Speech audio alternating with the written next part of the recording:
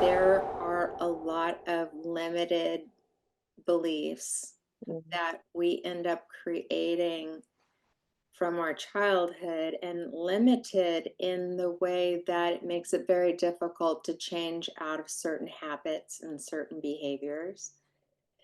So I did specialize in eating disorders, which definitely was helping. It's the extreme um, situation of a very controlled mindset Mm, and getting into their their story and what belief did that experience create for you? mm, mhm, Like, oh, I believe that I can't be trusted or I can't trust anybody. mm, I believe that I have to stay at this certain weight or mm, I won't be loved. mm. Something bad's going to happen.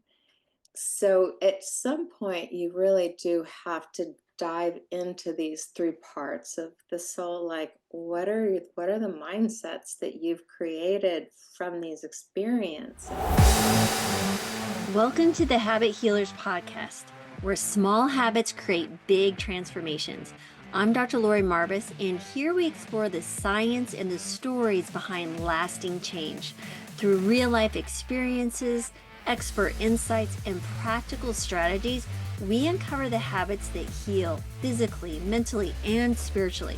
So if you're ready to break free from frustration and build a life of health and vitality, you are absolutely in the right place. So let's get started. But right before we do, I'd love to say thank you to our sponsors. This episode of the podcast is proudly sponsored by Fit Vegan Coaching, the world's leading whole food, plant based body recomposition coaching program for those between 50 and 86. It's specifically made to help those looking to lose body fat, build lean muscle to combat sarcopenia, and strengthen their bones to fight osteoporosis. Founded by Maxim Seguin, whose personal journey began after losing his late partner to breast cancer in 2020. Fit Vegan Coaching is on a mission to help 10,000 people get lean, thrive, and reduce risk of chronic illnesses by 2033 and 1 million by 2050 through whole food, plant-based eating, and fitness. This program is the industry leader in whole food, plant-based body recomposition. They've helped over 850 people from 20 different countries transform their lives. I personally went through the program and lost 7% of body fat, gained lean muscle, and even improved my running time, all while feeling energized and healthy. They offer all-inclusive services to ensure you reach your goals, from world-class accountability to customized strength programs, tailored nutrition, and much more. They will even help you speed up your metabolism post-fat loss to ensure the weight doesn't come back. Say goodbye to the yo-yo dieting and embrace a lasting transformation. Ready to take charge of your health and vitality? Head over to fitvegancoaching.com and mention Dr. Lori for exclusive bonus savings when you sign up. Don't miss this opportunity to join this movement toward a healthier, fitter, and more vibrant you. Welcome to the Habit Healers Podcast. I'm Dr. Lori Marvis, and today we have a very special guest, and I'm really excited to learn more about her journey and all the things that she's done and experienced. So, welcome, Tonyah Dee. How are you? Thank you, Lori. I am very good today. Thank you. Happy to be here. Fantastic. So, your website was really intriguing because you encompass a lot of things. Some people say, oh, I identify as a physician. Some would say you're a registered dietitian, but there's so much more to this healing component, especially since we talked a little bit before we started. Can you tell us a little bit about your journey and what you needed to heal even, or how did all this begin? Okay, Lori. Well, I am a registered dietitian. So that was my main career. And I went through a divorce. So here's my big healing journey.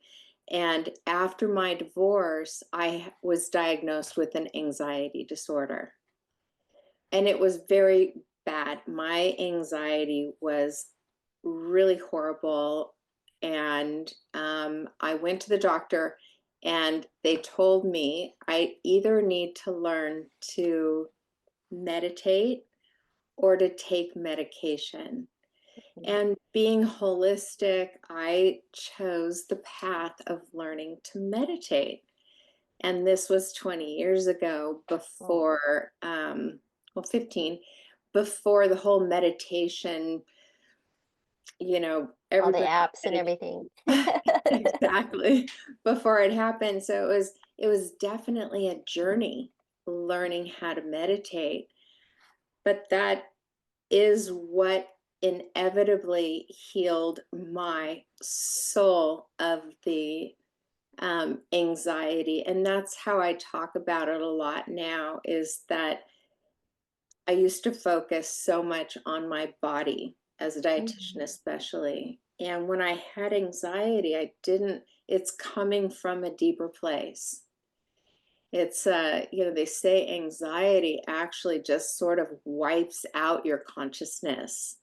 It mm, can create confusion and blurriness, and mm, it's a very there's not a clear solution. It's like fear, you have kind of a get up, run away from that lion, but anxiety is so all encompassing on the inside to our inner, I call it our soul. So mm, body, soul, and spirit. That's what I teach now is um, on my inner journey in meditation.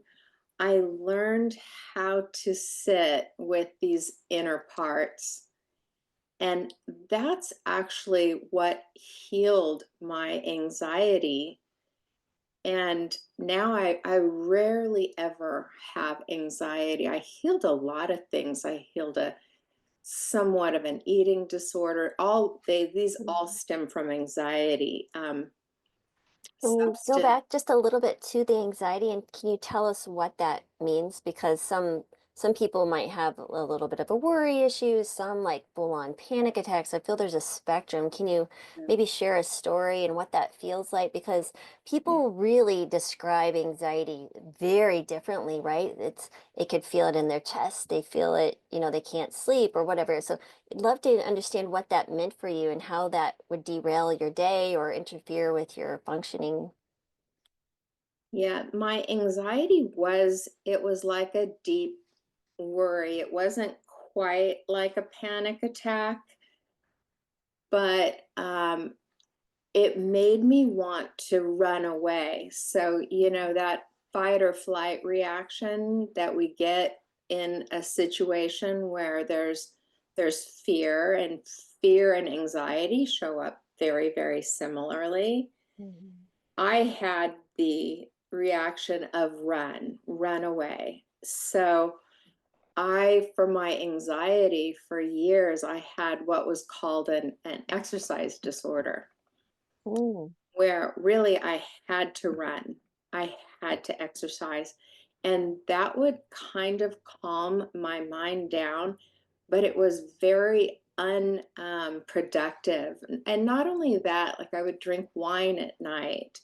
So there's that anxiety caused me to be kind of out of control.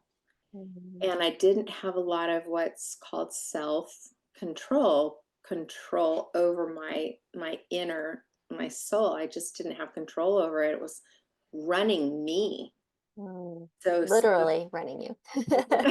right, exactly. It was literally making me run, swim, bike, Wow.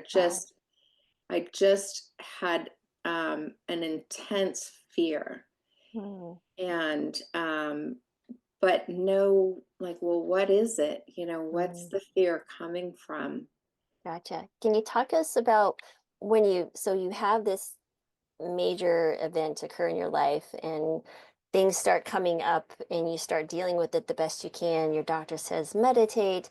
Can you tell us like the beginning of that meditation journey and what actually meditation means to you and how someone can maybe understand what that actually is? I think some people have a interesting way of they're just like, oh, I just am supposed to sit there and things just get better. But I think there's a practice to it, right? And if you can kind of enlighten us to what that is, since you've got decades of experience, that would be amazing. Right. So I teach meditation now. I ended up doing an 8-year yoga meditation training. Wow. Okay. And in this specific yoga called Royal Yoga, Raj Yoga, everything's meant to end in a meditation. Oh. So I'd have to get up early in the morning at 4:30, and we would do some chanting. And chanting uses like a sound current, and it's just like a repetitive phrase, so it kind of starts engaging your mind, Mm. and you kind of go into deeper levels. So it leads into a meditation practice where you can kind of sit now that your body singing releases the relaxation response in your Mm. body, and it opens up your heart, which is interesting. Mhm. So for me, the practice of meditation, even when I'm teaching it now, I like to show people either do some powerful breathing, something that's going to release that relaxation response, or chanting, or a little gentle movement, something, because when you just sit down to meditate, this is the experience that I found. And a lot of people say, I can't meditate. My mind's going crazy. My heart's going crazy, like everything's going crazy. And I don't want to sit there, Mhm. with my crazy. Mm. So, what I teach now, and I'm going to get into kind of a spiritual realm, because I Okay. believe when we go inside, so we're going Mhm. to hold our body still and go into the inner realm. The first thing that comes forward is our soul. Mm. So we're body, soul, and at the very, very center of our being, we're spirit. And people call these things different names. Like soul to me is the same as ego.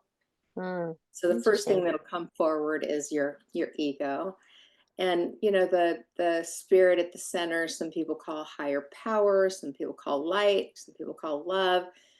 But there's these pretty distinct parts that you find in meditation. Mm. And it becomes a very interesting journey.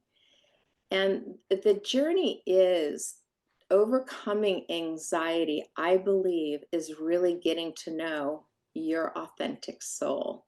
That is so important, because the soul during anxiety almost feels like something's going to destroy it.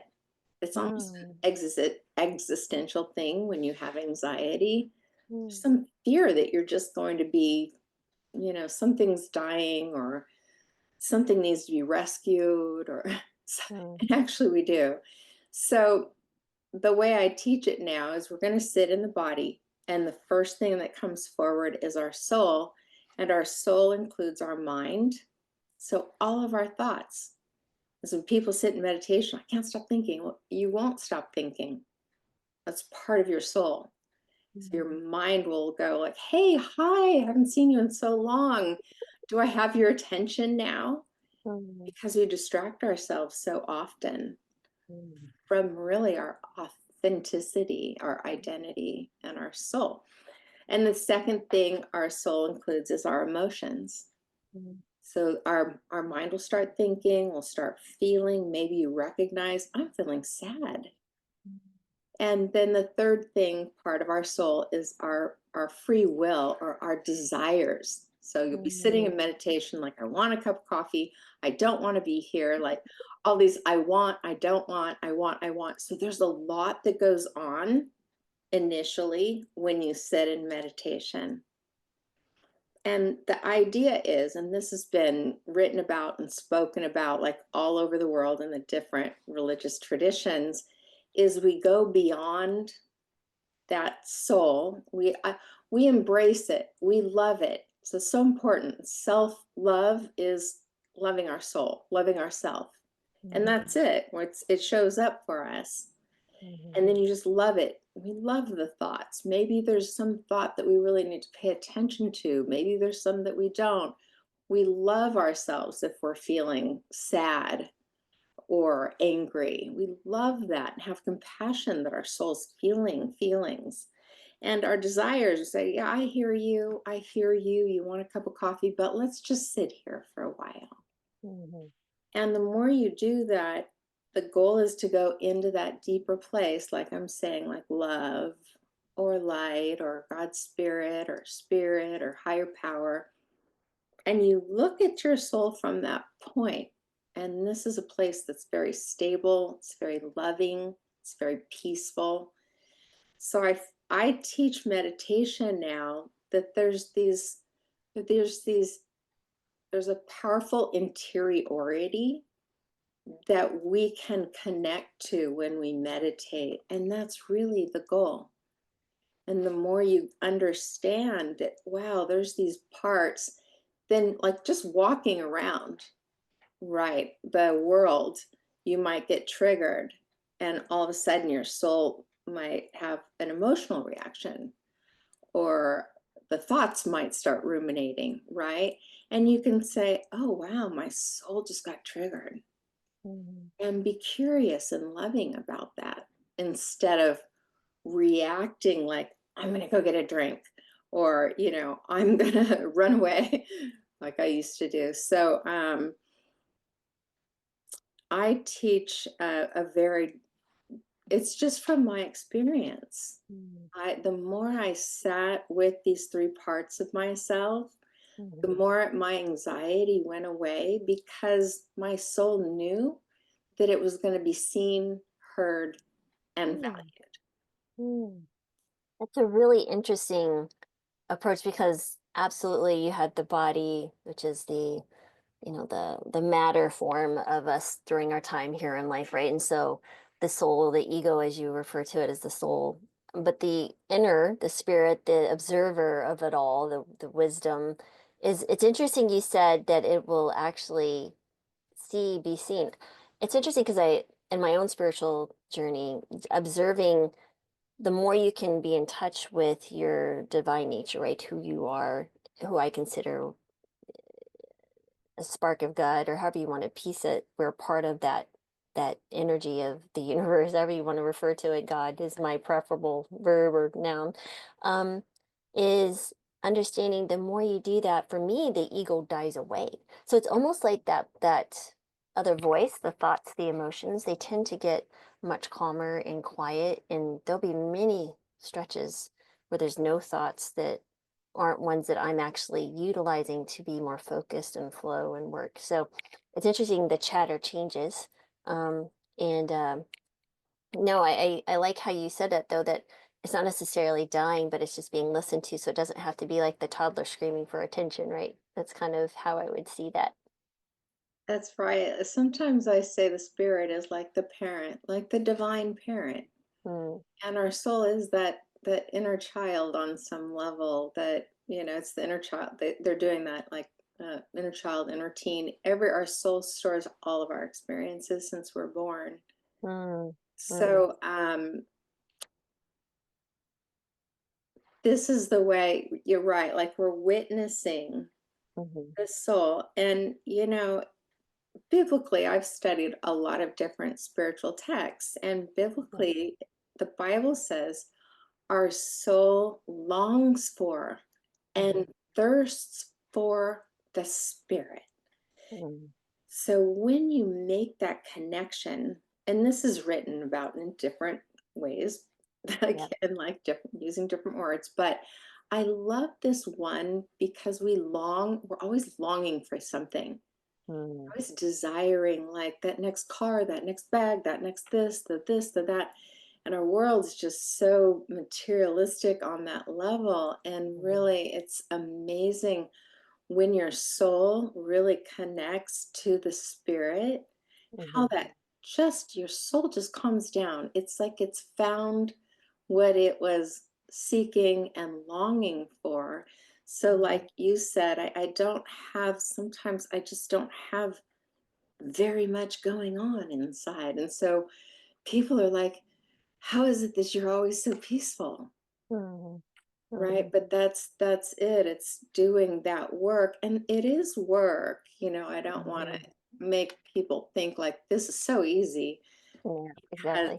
because you know, there's injuries that Mhm, are stored in our soul. Mhm. And so we do this work of witnessing from the spirit, the place of love. It's all inside of Mhm. us. And that heals those old wounds. Mhm. And that's probably also how I did a lot of psychotherapy at the same time that I did my Mhm. yoga training, my yoga Mhm. meditation. And I healed a lot of those old wounds. Mhm. And then I realized that after a while, the technique of healing those wounds is, bringing them out, facing them, Mhm. bringing them into the light, out of the darkness, Mhm. facing, being okay, Mhm. accepting, loving, trying to find the lesson if there was Mhm. one, and Mhm. just doing that lets it go. Mhm. So there's this whole process that some I can't remember who it was that said like what we're doing in meditation is like divine healing. Mhm. If Mhm. you can if you get the what's really going on between body, soul, and spirit, Mhm. it's a healing practice. Yes, yes. I would say it's interesting, and just in my own evolution as a physician, outside of just as a human being, watching and seeing the change of conversation and really understanding someone who comes to you who's ill, who's hypertension, high cholesterol, diabetes, whatever, and learning things as you're observing their behavior. Because at first as a physician you're trained to prescribe medications, send them for interventions, do testing, here's your script, take care of it, and you're thinking, oh, they'll be fine. That's how we're taught, right? And as I'm sure with registered dietitian, traditional training is this is how you approach it. But then as you start when I discovered, like a whole food plant-based diet, lifestyle medicine, really thinking, okay, here's the tools now that I need to set before someone. It's kind of like saying, here's your fish, but you didn't teach them how to fish, right? They see the value in the fish, so to speak. They see the value in the tools of eating well, of exercise, of sleeping well, managing stress. But until you put those connections, like what is this problem between here? Like what is keeping people from actually integrating those very simple tools into their life? There are so many stories that we had to create either to, feel like we were surviving, control our situation. It's so crazy. I had this one patient, for example, she would um diabetic, and she had some weight to lose, but she had hit a certain point in her weight loss, and almost every single time, it's like the moment that scale hit that, she just self-sabotaged. And I understood intuitively there was a much deeper need here, but I didn't have the skill set nor the time at that point years ago to help someone through that, and or even how to acknowledge it and allow them to begin searching for someone or where to go. Because we're not, again, I'm family medicine. I But even still, I think it goes way beyond typical psychiatry training or psychologist training. I think until you understand on that spiritual need, like what has happened in that past, and helping someone, give them that skill set to let go, right? To be curious and open and allow it to sit and observe it and let it go. And it's okay to let it go. But some people are so identified so fiercely with that story or that identity. How did you break free from, you said you had the exercise piece and the eating piece. And then how did you turn that into skill sets to help people that you work with? I would say like what you're saying is there are a lot of limited beliefs Mhm. that we end up creating from our childhood and limited in the way that it makes it very difficult to change out of certain habits and certain behaviors. So I did specialize in eating disorders, which definitely was helping. It's the extreme um, situation of a very controlled mindset, Mhm. and getting into their story and what belief did that experience create for you? Mhm. Mhm. Like, oh, I believe that I can't be trusted or I can't trust anybody. Mhm. I believe that I have to stay at this certain weight or Mhm. I won't be loved. Mm. something bad's going to happen. So at some point, you really do have to dive into these three parts of the soul. Like, what are the mindsets that you've created from these experiences? Mhm. And it turned out I personally went through a divorce when I was 14, and I had created a lot of beliefs that I was going to be betrayed and I couldn't trust adults and Like your folks got divorced when you were 14? yes, when I was Mm. 14.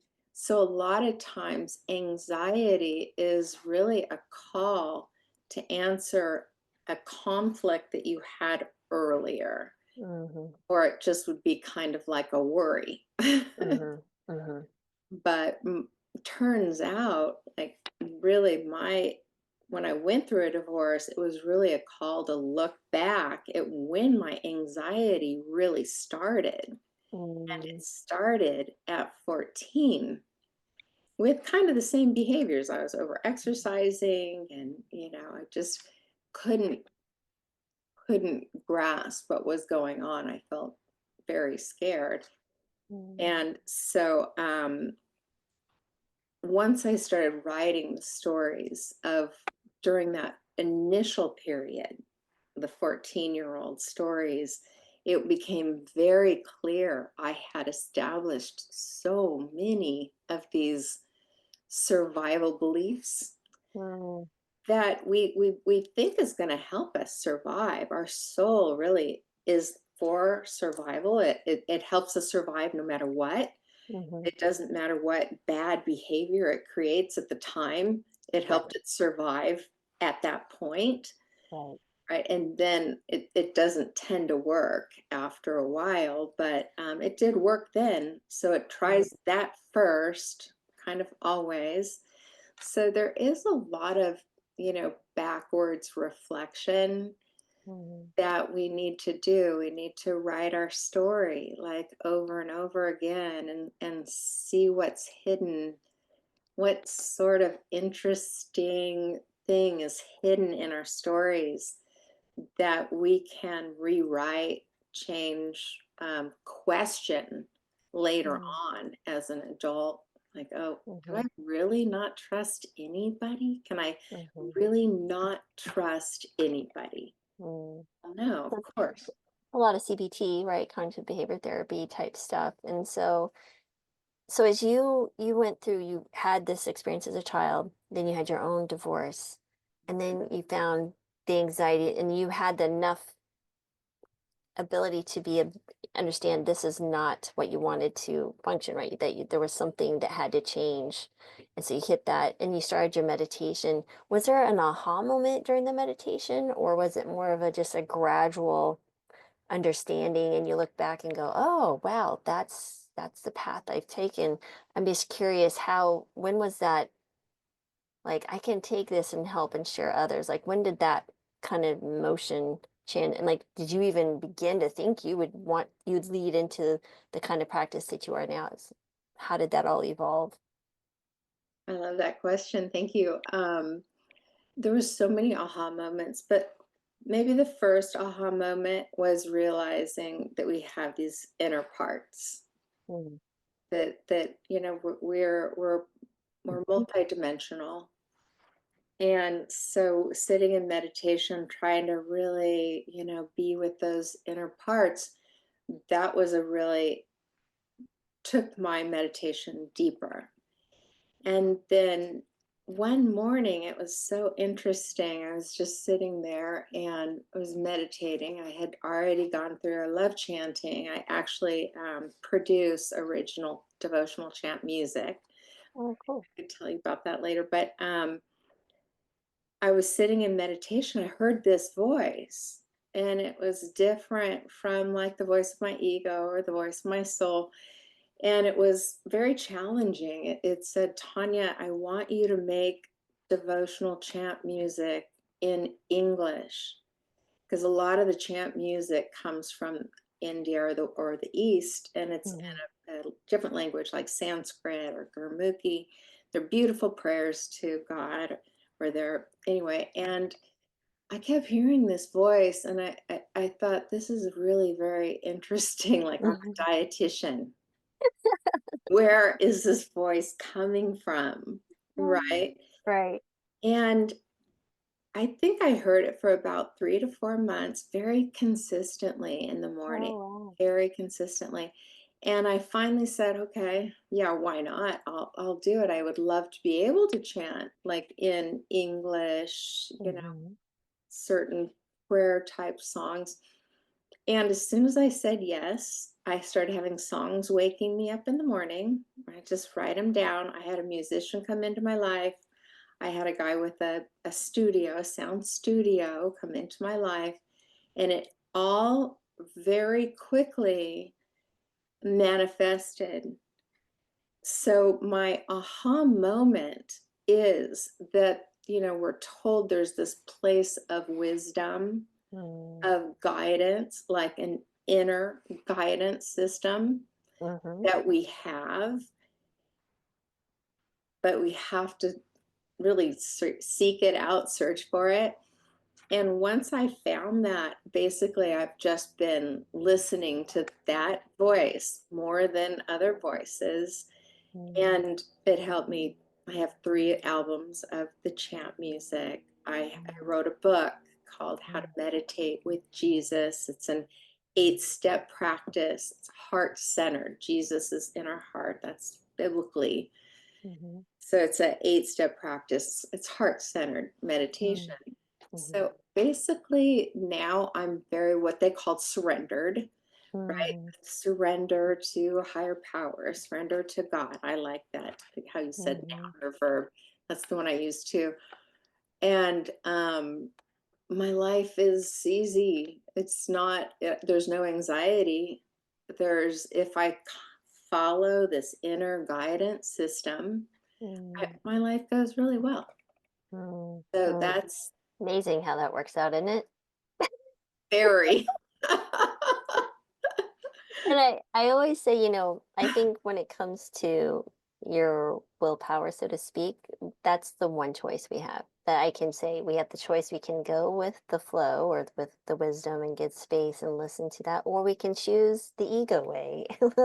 Let us try to control the circumstances and create the suffering. And so we learn enough lessons because you almost have to have the suffering and the um, the obstacle and the challenge to see that that you have to have contrast to see the clear to be clear and see the actual understanding of what the lesson was. But I love how you said that like life gets easier when you listen.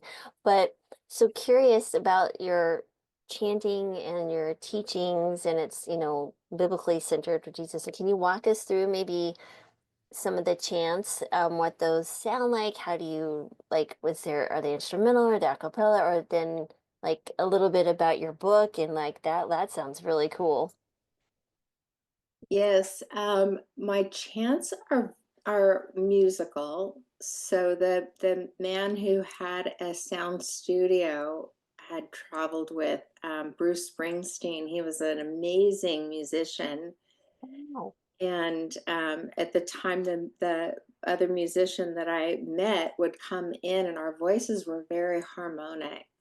Um, So it was the 3 of us in his studio, very layered, very harmonic. All of my chants kind of have a breath pattern of okay. 5 in, 5 out, because that's the breath pattern that releases the relaxation response in your body. Mm, And I have so many chants that I'm trying to think of one. A lot of them are are biblically based, and some of them aren't, because I wanted to make sure that I could reach as many people as possible. But it might say like, I bow to you, you bow to me, we are in harmony. And it talks mm, about, the harmony between 2 people. Like, that's an example of one that's not biblically based. mm-hmm.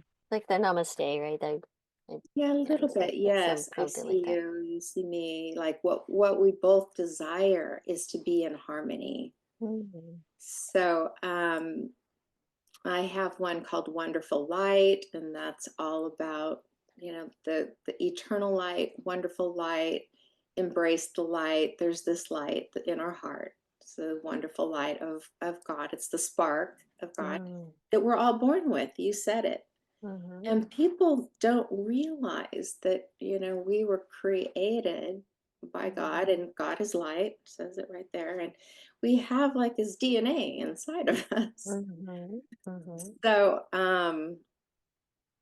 yeah, so that's my chance. It was just really interesting how the words would actually wake me up in the morning. It was just a very I'm so solid about my faith in this higher power that we can mm, tap into mm, because I've seen it over and over. mm, And the book I wrote, How to Meditate with Jesus, it's an 8-step practice. And I take people through daily practice, our body.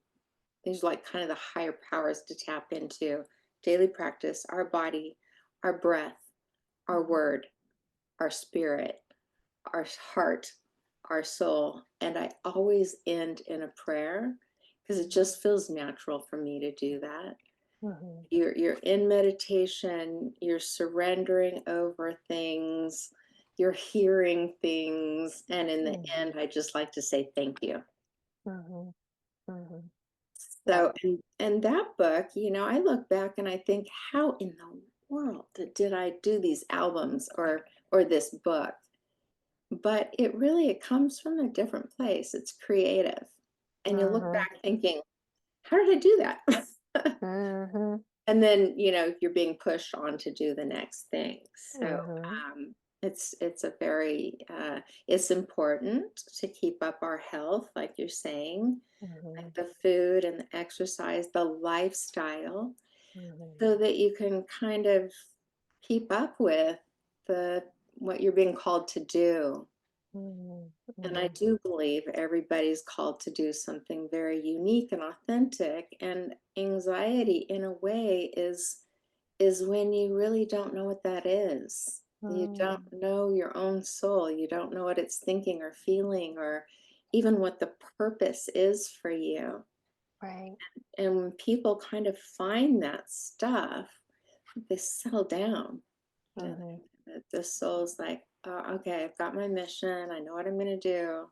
mhm. And I'm At least doing in this part, right? Yeah, in this part it. that could evolve with time.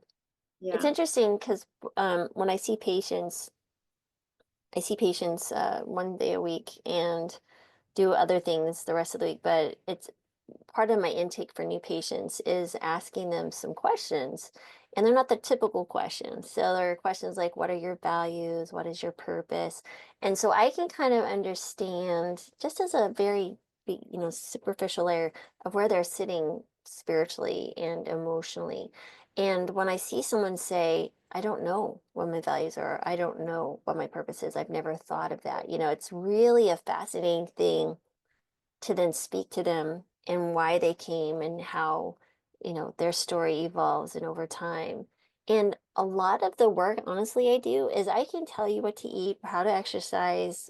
We talk about medication, like all of that. Like all of that's very simple. And that's what a lot of people seek. They think that's what they need. They need the right food, the right exercise, the right whatever. But when it comes down to it, I end up oftentimes telling them, maybe there's a book like from Michael Springer, like, the Untethered Soul or something like that. I was like, this is what you need. But it's really interesting because you're coming from also a Christian faith or a Jesus faith or however you want to describe that faith, which is amazing because I agree with you. Was raised up in a Christian faith as well.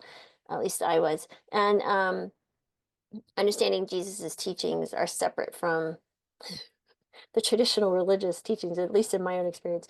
But that was really fascinating. But I'm really curious about how when you still work with clients as a registered dietitian, how do you bring that in? Because that's how I've done it. Is I try to kind of get a temperature or a gauge of where they are sitting, and then how can I bring in some other books and stuff? Because again, I have a shortened period of time to work with someone, and we do need to pay attention to diabetic medications and all that stuff. So I'm Right. curious, how do you do that? as a practitioner, and definitely looking for some tips here how I could improve my own.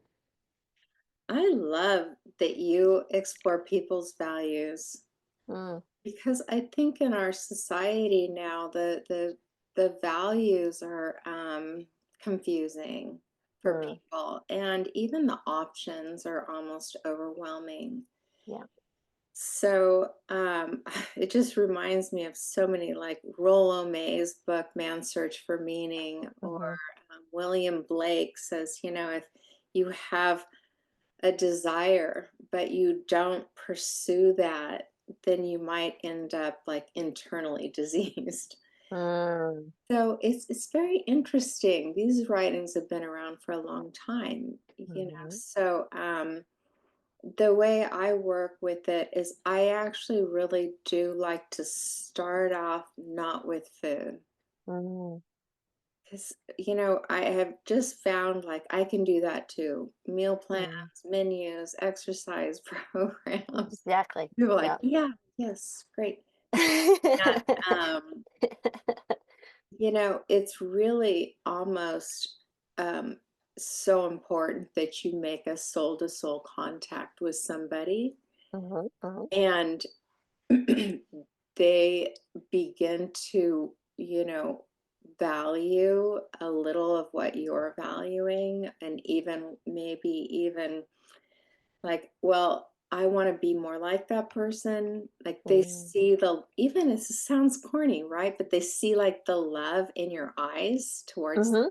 acceptance Yes. of, a lot of admitting, like, yeah, this is hard.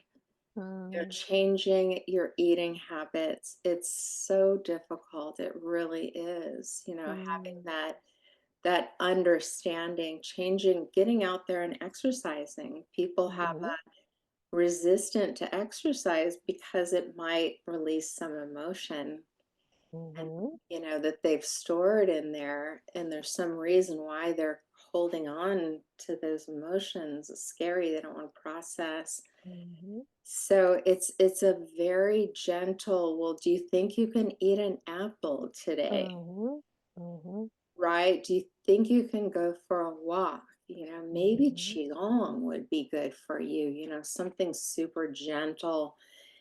So it's really kind of, I just have to get to know that person pretty well on a very, I want them to open up and be mhm, able to say, this is really where I'm struggling. mhm, This mhm, thought that I have, or this relationship, even, mhm, I'm stuck. A lot of it is being able to even open up somebody's voice. Like mhm, assertive communication is mhm, so amazingly healing mhm, for somebody. It can give them this power that they didn't think that they had.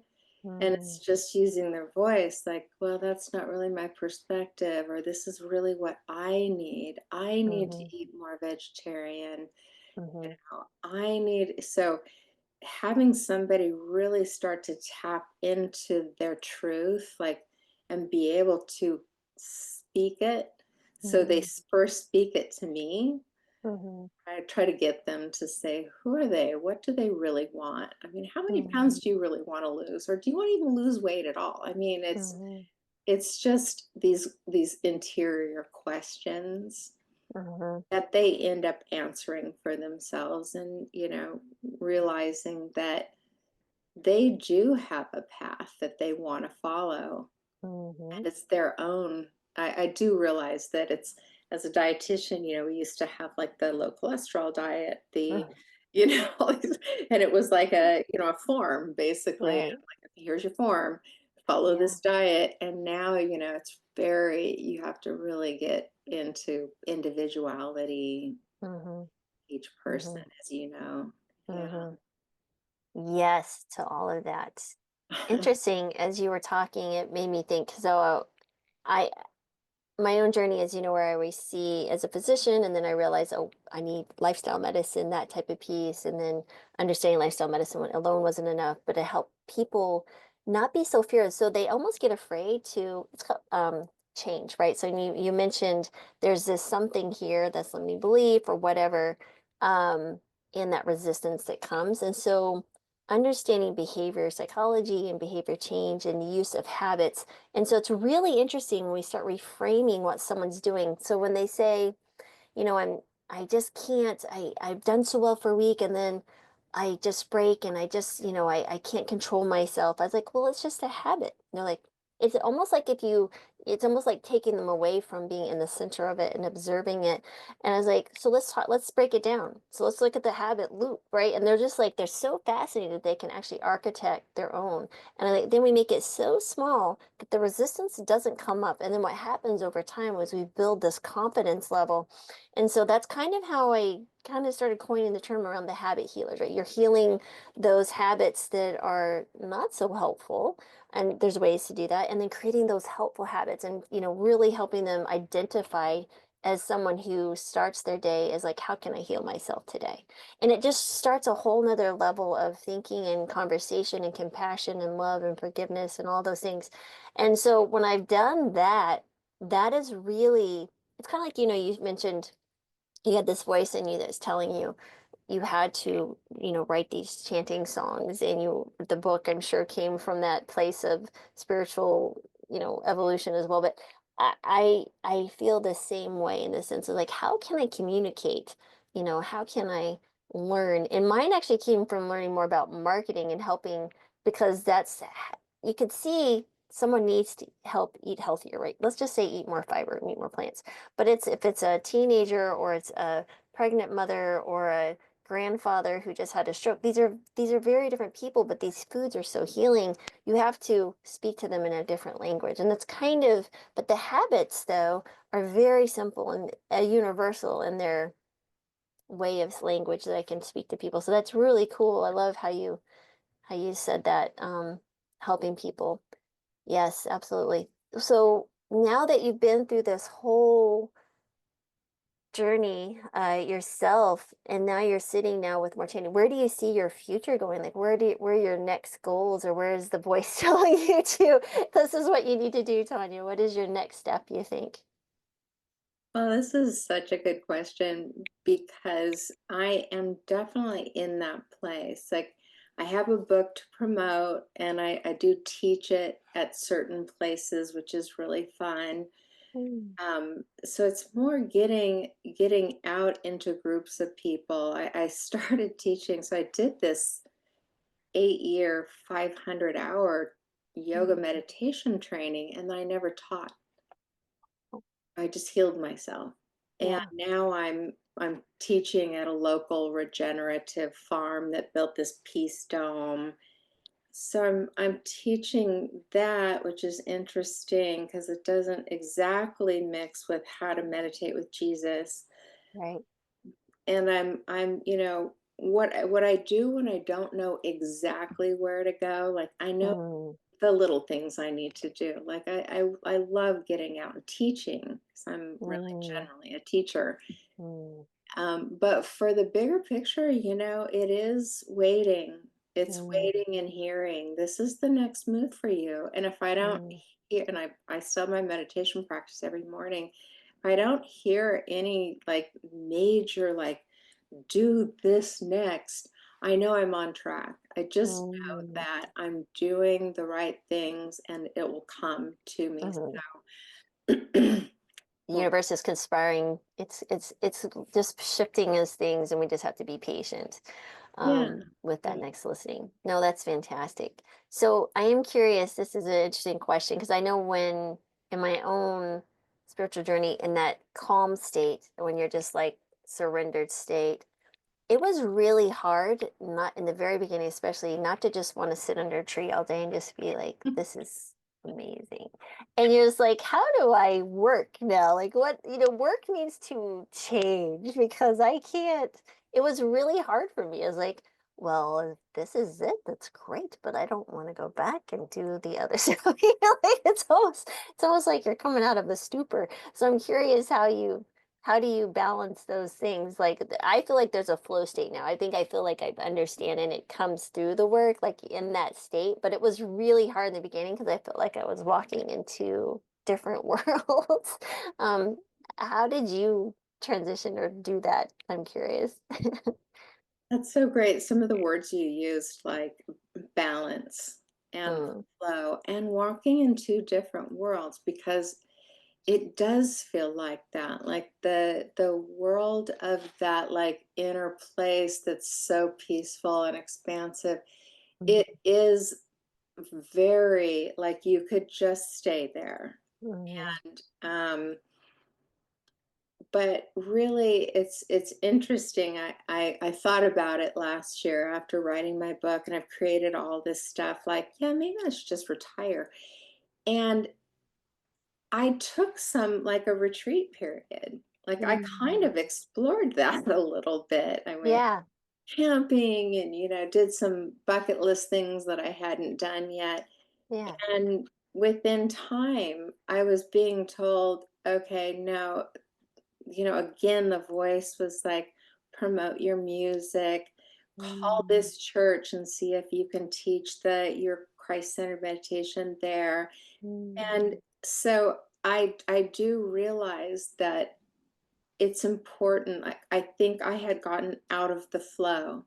mm, I mm, think my soul or my ego or the drive to succeed, like write a book and become this, had been leading a little bit too much, and I gotcha. my spirit was a little low. And Mm, once I did that like real spiritual retreat kind of, yeah. it balanced out. And so now I really realize you have to hold on to both parts, and it's Mhm, not so easy. It's like that balance that you're saying, like we're out in the world, but we like my morning practice is so important. And another practice I found that I just have to live is to spend time in nature mhm, routinely. mhm, And I wasn't doing that. I was behind the computer, writing mhm. books, Yeah, marketing and stuff like that. And yeah. I really, my body was like, you have to spend all summer in nature. And I Mhm, went into the forest and I spent all summer in nature. And now I just realized, like, man, I almost felt like I was going to die, mhm. Yeah, by yeah, not getting that. So yeah. now, we find these pieces of ourselves along the way. Like, this is important to my survival and Mhm, my well-being, is mhm, to take my shoes off. And I don't live far from the beach. Yesterday I went mm, down, I walked on the beach, and I felt mm, so much better. So mhm, this morning I can get up and work a little harder, so mhm, it's really finding that balance between, your need to be in the world and what you're going to do mm, in the world, and your need to reset and reconnect, and then stay connected if you can, like mhm, every day. mhm, mhm. So Yeah, it's no, it's like your battery has to be charged up. Like it really does. You get the plug in, I feel like in the morning. So I call them mindful walks, basically the walking piece, 4 or 5 miles, and then whatever exercise I need to get done. But really, it's so important that nature piece is absolutely crucial. But I've always been drawn to be outdoors and um, probably I struggle not to be outdoors. Like I'll get real antsy and it's like, okay, gotta go. You know, sometimes with my husband or whoever's with us, they'll come, sometimes they don't. And I'm like, it's cool. I'm going. Y'all can join me or not, but they're out the right. door. And but such a joy. No, I think that's fantastic. So I love your story, and I know we're kind of up on our time that we committed here. So could you tell us a little bit about where people can find you? Where can they find your book, your music? And of course, we'll have the links below, but it's nice for people who are just listening. If you could share that with us, please.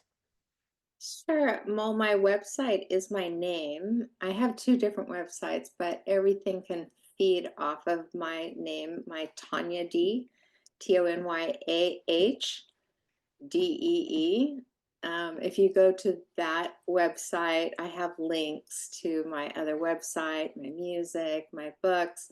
I created some things called emotional clarity cards to help people. It's a deck of cards. If you don't know what you're feeling, you go through these cards, and they're graphic design with the word on the bottom, and it's very helpful because we can get stuck in our emotions. So Mhm. I've just created from my own journey these Mhm. tools. Mhm. And now I'm just trying to share them really Mhm. Mhm. with people because we need it, I think, more than ever. Like we need nature Right. more than ever with all the electronics and Yeah. Yeah. 100%. anxiety and all the change. So Yes. yeah, Tonyah Dee at Tonyah Dee is my website that you can find. TonyaD.com. Yes. Okay, perfect. So we'll have that below, and definitely, guys, check it out. So with all of that in this conversation, which was beautiful, thank you so much for sharing. What would you say would be the one healing habit that you found to be the most productive or the most healing in your life?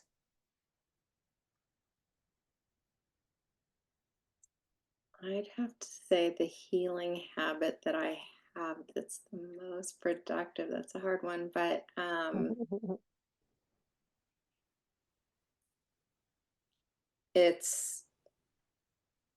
it's it's being connected, whether it's nature or to the spirit, like to that place. It's whatever practice somebody can come up with. Like I have a spiritual practice that's meditation.